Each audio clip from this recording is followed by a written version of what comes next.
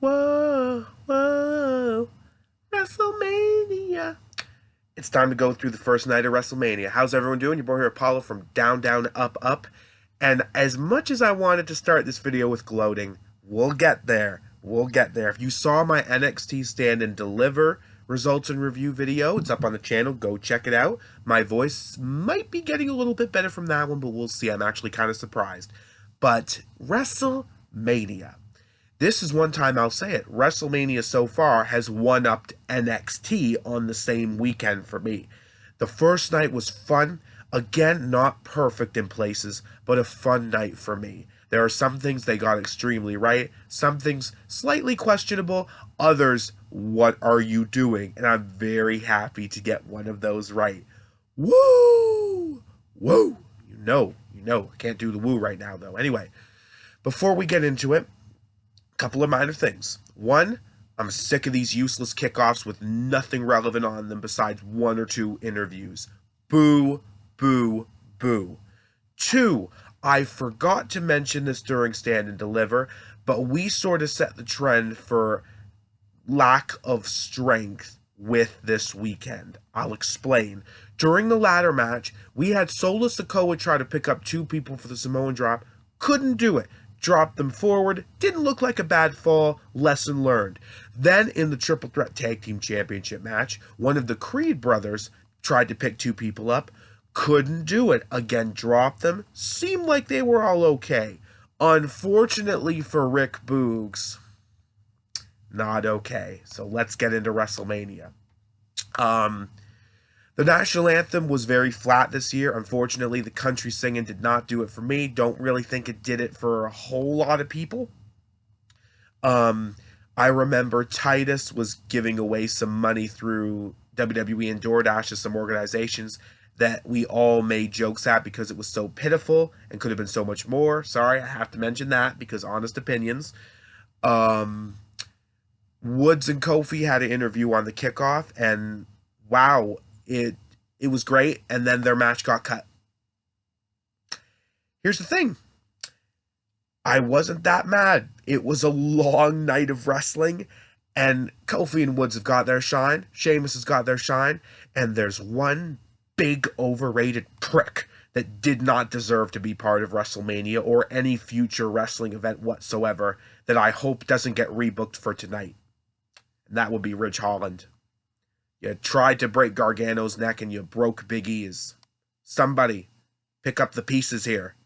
Like, this is one thing I'm sorry, I am childish about, and I'm gonna keep being childish about until maybe I get my way. Sorry. I don't want him in WWE.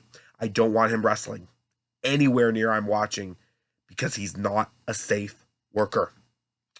Moving on. WrestleMania.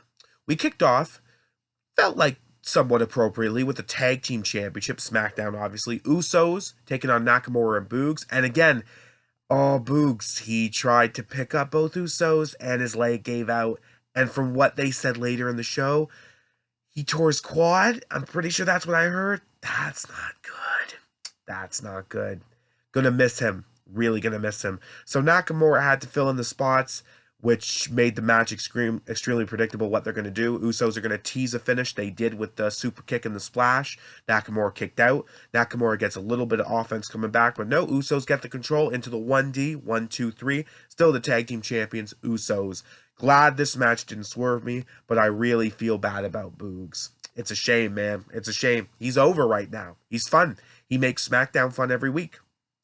Gonna miss him. Not sure how this is gonna affect Nakamura too, because I really feel like he had a good positioning on TV with Boogs at the moment.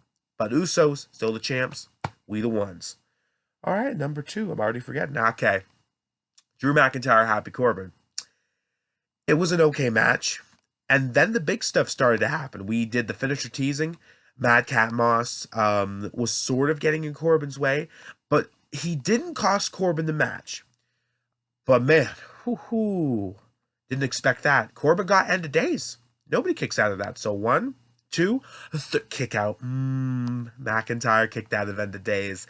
This is going to have some mixed opinions, but a hell of a WrestleMania moment. If you were going to do it at WrestleMania, and they did. The crowd did go crazy for it. I'll say that. The crowd went nuts for it. Someone finally kicked out of End of Days. See, Corbin, this is what happens when you talk too much about one thing that you like.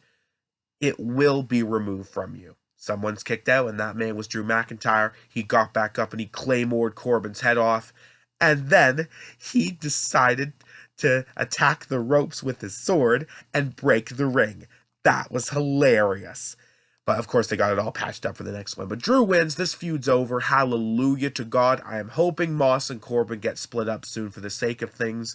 It debatably should have been WrestleMania, but this was still good, and I didn't have a problem with it. So far, WrestleMania was okay. Like, what happened to Boog sucked, but that was out of control as far as booking and things go. And Drew and Corbin was good. Number 3, on the other hand, better than I expected. Miz, Logan Paul taking on the Mysterios. Logan Paul did way more than I thought he would. That made for a better match.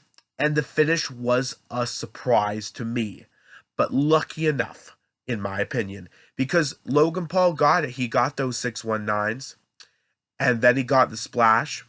But what the Mysterios didn't see was that Miz was the legal man. He took out the Mysterios and one skull-crushing finale to Rey. 1, 2, 3. Miz pinned Rey Mysterio at WrestleMania. Miz and Logan Paul won. But then we got the swerve. They were getting their hands raised, and my friend pointed it out. Why is Miz looking at Logan Paul like that? Skull-crushing finale to Logan Paul. You want to call that a face turn? I don't know what WWE expects the reaction to be. But the crowd loved it, and Miz even jumped into one of the fans' arms basically after that, celebrating. Logan Paul, the Miz does not forget, especially when he's humiliated. And he got you. That was a cool surprise. And the right result. I wonder how this is going to go. Right now, I'm happy. Great WrestleMania so far for me. I was really enjoying it. Okay, and then, yep, let's be honest. Match of the weekend so far. No disrespect to the ladder match. No disrespect to future matches on this show. Bianca Belair, Becky Lynch. Entrances galore. But crushed it. Crushed it. I was so worried about them having like a real match at WrestleMania. But this was great. This was so good. We had such a tease similar to SummerSlam about not a false finish, like a squash match. A squash match at the beginning of it when instead of Becky, this time Bianca held out the hand. But Becky still found a way to get her back bottom, a.k.a. manhandle slam in the first few seconds of the match. But Bianca kicked out. And then what followed was just a great match. I'm not going to go through a lot of it, though, just because you should watch this. This was fantastic and worth the wait for me. Loved it. Loved it. The teases were on point. Bianca just couldn't get that KOD. Becky got another manhandle slam on the stairs. The countout was so close, but no, it's still going. But finally, after everything, Bianca got the KOD. The 1, 2, 3. And a repeat of last year's main event of night 1. Bianca Belair walks out champion. Becky Lynch has finally legitimately lost the Raw Women's title. This was well booked and a big damn deal. And I loved it. Well done, ladies. Night 2 is going to need some magic to overtake that performance. Well done. Speaking of well done, out came Seth Rollins next. Everybody had their speculations. Everybody. But for most of the predictions I saw, everybody went safe. Cody's been rumored. Is he here? Took a long time. We were waiting. Then the lights started going down. Fireworks were going nuts. Wrestling has only one royal family. Cody Rhodes came out at WrestleMania looking and sounding just like he did in the other company. The crowd loved it. I loved it. It wasn't one of those moments I screamed and went crazy for. I just watched in awe, thinking to myself, they didn't screw it up. There wasn't a tease of someone else. It was everything we wanted. We got everything we wanted. What more can you say? Every single thing was perfect for that. I really loved it. The match that followed was great too. Really great. Great to see Cody. Great to see him doing his stuff in WWE. I'm not sure if this is a one-off or just Cody's back. What's next for him? But it was fun. Watch this match too if you have a chance. Rhodes couldn't quite finish this one. Pedigree couldn't quite finish this one, but Cody decided to just ants it up with the specials, Crossroads, etc. A great Cody cutter and a final, I think, 4th Crossroads to do it. They did let Cody win. It was cool. Cody Rhodes got it done. So 2 amazing back-to-back matches with great results. Fantastic stuff. And now we get into what I've been looking for. Let me just check the sheet because I need to make sure I've done this in order, and I think I have. What did I say in my predictions? Okay, I'm thinking Ronda Rousey. I'm going to pick Ronda Rousey. But there's still something nagging at me. And, I think Becky's not walking out with a championship. You know what? I'm going to do it. You know what? I don't do this too often. I'm going to change to Charlotte Flair. Does that ring a bell? If you saw my prediction video, that rang a bell. Ooh, Charlotte and Ronda. This had a lot of submission teases, as expected. This was not as good as Survivor Series with obvious reasons. I'm talking about their first match at Survivor Series back in 2018. And then it got screwy because Ronda hit, I want to say, the Piper's Pit for the 2nd or 3rd time. The ref counted 1. The ref counted 2. The ref counted 3. Ronda Rousey's the new... Oh, wait a minute. Rope break. Yeah. Charlotte's foot was on the rope, and the referee did not see it at first, but then caught it and waved off the 3 count. Sorry, camera's going crazy for that. I'm getting excited. And then the referee gets speared by Charlotte Flair. Fun fact, it was Little H. Ronda gets the armbar. Despite the ankle lock being teased to end this one, Charlotte's tapping to the armbar, so Ronda Rousey is the new... Oh, wait, no, the referee's down. He got speared. So Ronda picks up the referee. Charlotte hit a boot, and Charlotte landed on Rousey for a 1 and 2 and 3. Charlotte Flair beat Ronda Rousey like that at WrestleMania. What are y'all doing?